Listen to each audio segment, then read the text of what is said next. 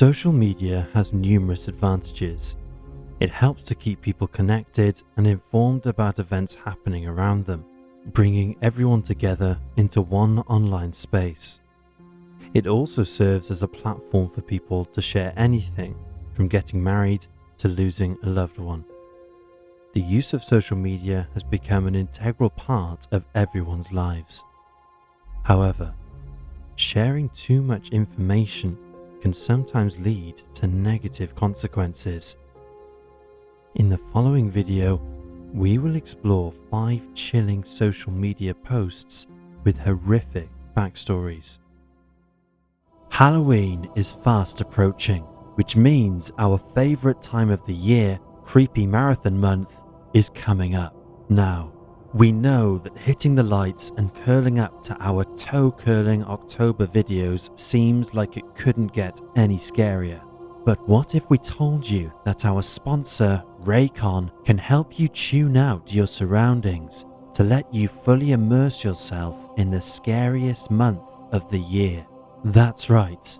Raycon's everyday earbuds just got even better. Their upgraded model now includes active noise cancellation. They block out noise like nothing else, so you can really settle in to the spooky season. Even better, Raycon provides the same audio quality you'd expect from big name brands, but for half the price. They've sold 3 million of their everyday earbuds, so you know they're doing something right. If that's not enough to tempt you, they also offer a 30-day happiness guarantee. So, what are you waiting for? I use mine on the go all the time, so their 32-hour battery life has been a game changer for me. But not only this, their new quick charge function means 10 minutes of charge yields 90 minutes of battery, meaning I can continue to enjoy watching spooky videos with Raycon's active noise cancellation and 3 customizable sound styles whilst out and about. I've ended up using Raycons over my other headphones as the active noise cancellation is just too good.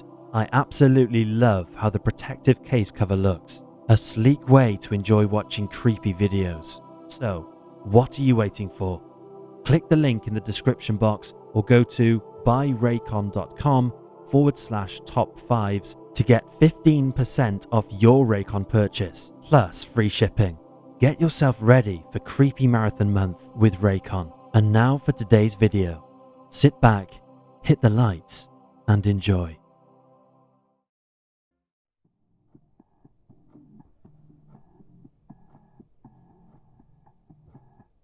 Alan Fubby. On October the 12th, 2014, 19-year-old college student Alan Fubby posted this photo on social media with the caption, "College wouldn't be half as great without these 2 peaches." This was one of several photos he posted, including a view from his dorm on October the 9th. The same day, he had slaughtered his entire family using a 9mm handgun, stolen from his father. Fubby murdered his father, John, his mother, Joy, and his 17-year-old sister, Catherine. After slaying his family in their home, he staged the scene to look like a burglary gone wrong. Immediately after the murders, he traveled to Dallas, where Oklahoma University were playing football against the University of Texas. Fubby did not attend the game, but hung out with friends, where he was seen laughing and joking. To cover his tracks, Fubby even left his phone in his university dorm, so if it was tracked, that is where it would ping, giving him an alibi for the time of the shootings. On October the 13th, 4 days after the killings, the family's longtime housekeeper discovered their bodies in the kitchen. The next day, Fubby confessed all to police, saying he shot his mother first, then his sister when she came in from washing her car, and then his father after waiting an hour for him to come home. The motive for the killing was pure greed. Fubby was a shopaholic, and he craved the finer things in life, living way beyond his means. His parents had tried to control his spending by cutting off his allowance. In return, he massacred them in cold blood. He was taken into custody and charged with 3 counts of first-degree murder. Fubby pleaded guilty to all the charges and was sentenced to life in prison without parole. It takes a very cold-hearted person to tweet and act normal after slaying his entire family for money.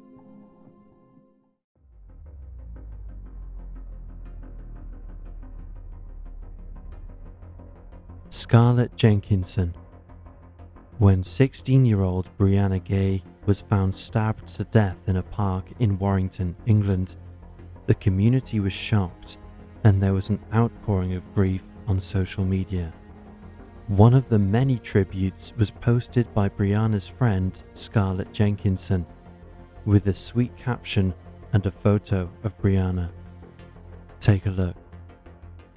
Brianna was transgender and had faced years of transphobic harassment and bullying at school, and due to her autism and ADHD, Brianna was tutored one-on-one in her school's inclusion room.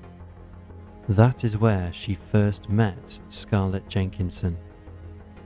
Scarlet was a troubled girl, and due to an incident she was later transferred to a different school, but still stayed in touch with Brianna. However, Scarlet seemed to have an unhealthy obsession with her friend, and later told a child psychiatrist that after moving school, she felt that she was about to lose Brianna as a friend, and that she wanted to kill her so she would always be with her. On the morning of the 11th of February 2023, Scarlet messaged Brianna and asked to meet up. Brianna agreed, and at 1:53 p.m. met with Scarlet and her friend Eddie Ratcliffe, whom she had not met before, and the trio headed towards Colchester Linear Park. Shortly after, Scarlet and Eddie were spotted from a distance acting strangely by a husband and wife walking their dog. After realizing they had been noticed, Scarlet and Eddie ran off. The couple walked over to the spot and discovered Gay's body. She was face down and bleeding heavily. They called an ambulance, but it was too late to save her. A post-mortem of her body revealed she had been viciously stabbed 28 times, all over her body. Jenkinson and Ratcliffe, both aged 15 at the time, were arrested the next day, and on the 20th of December 2023 were convicted of Brianna's murder. Both were sentenced to life imprisonment, with a minimum of 22 years for Jenkinson and 20 years for Ratcliffe, before being eligible for parole. Shockingly, the court decided the offence was primarily motivated by sadistic tendencies, and that the murder involved a significant degree of brutality and planning.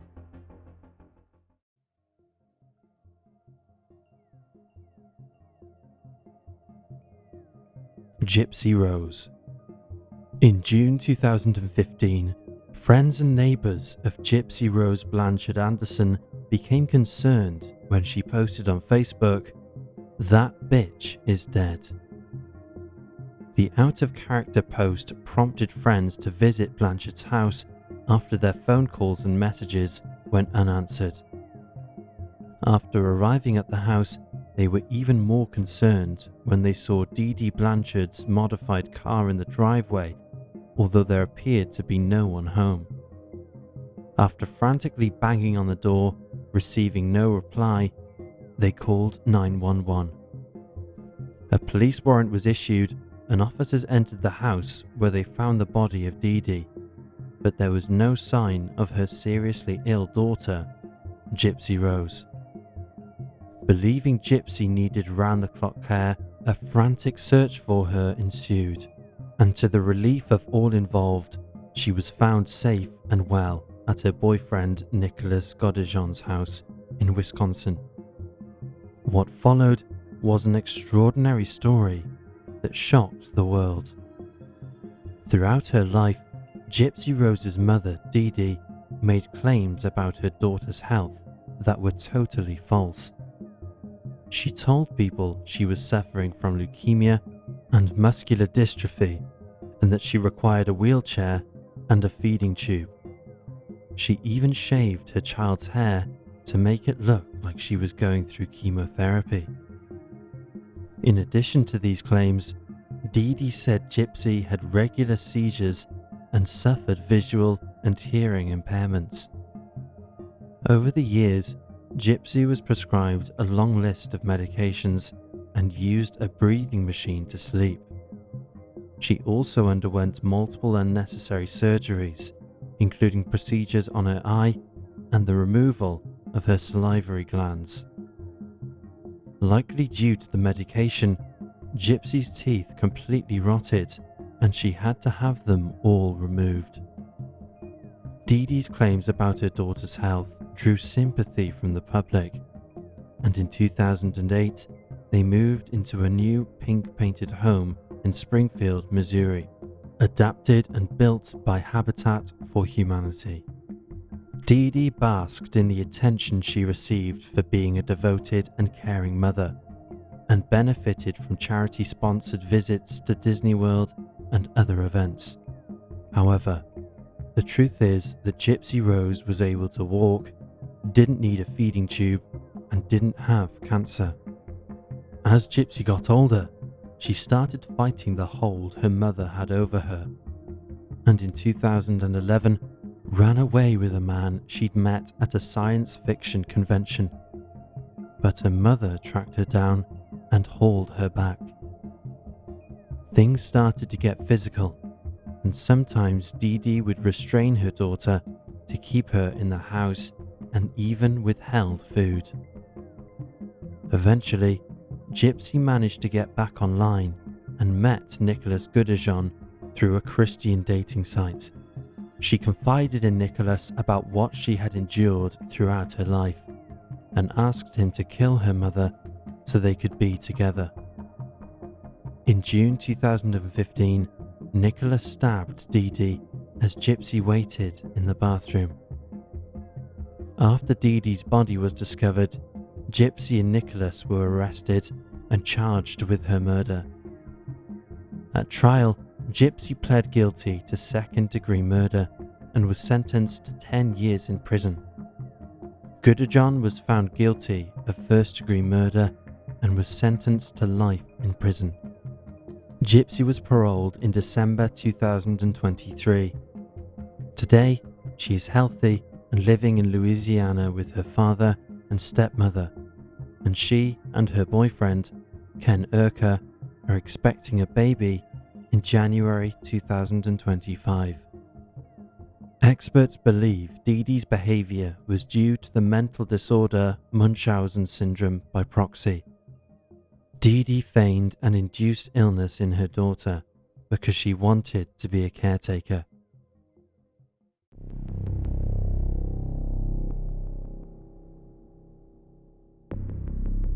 William Gaul. 18-year-old William Gaul had just started his freshman year at Maryville College when he heard the news that his ex-girlfriend, Emma Walker, had been shot dead in her home.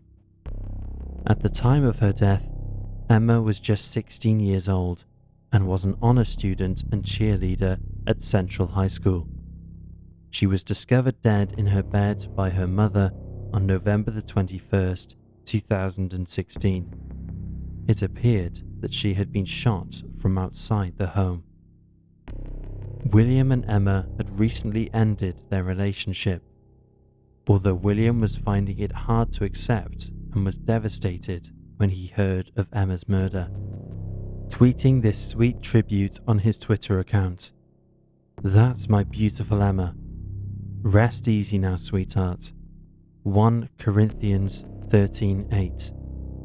Be sure to remind God about our verse. I love you, forever and always." However, evidence led authorities to William, and the next day he was arrested in connection with Emma's murder. It was later revealed William used his grandfather's gun and shot Miss Walker through her bedroom window. One of the bullets struck her just behind the ear, killing her instantly. In court, Gaul claimed he didn't mean to kill Emma.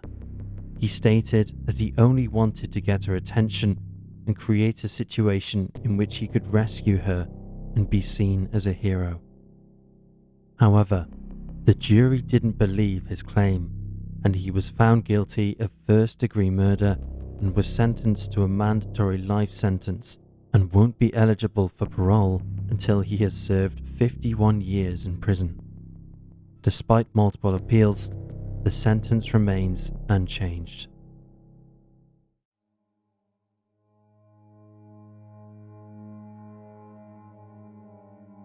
Ready for my date.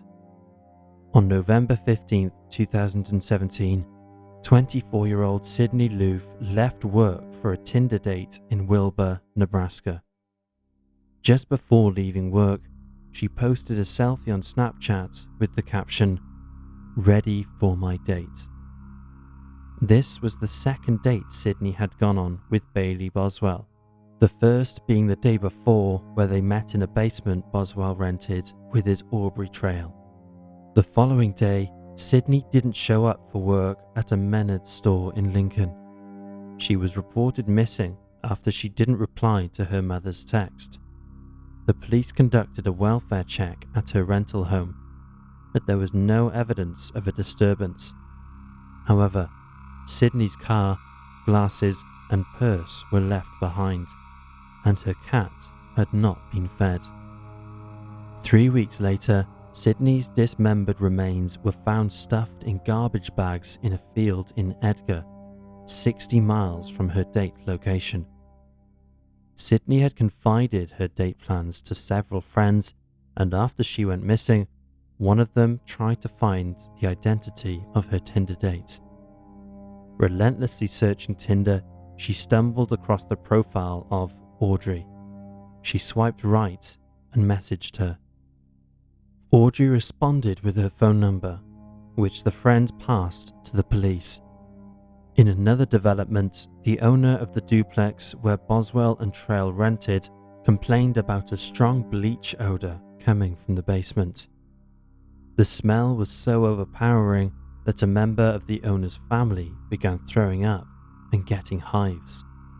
Within days, the police were able to pin down the Wilbur duplex as the last place where Loof's phone pinged.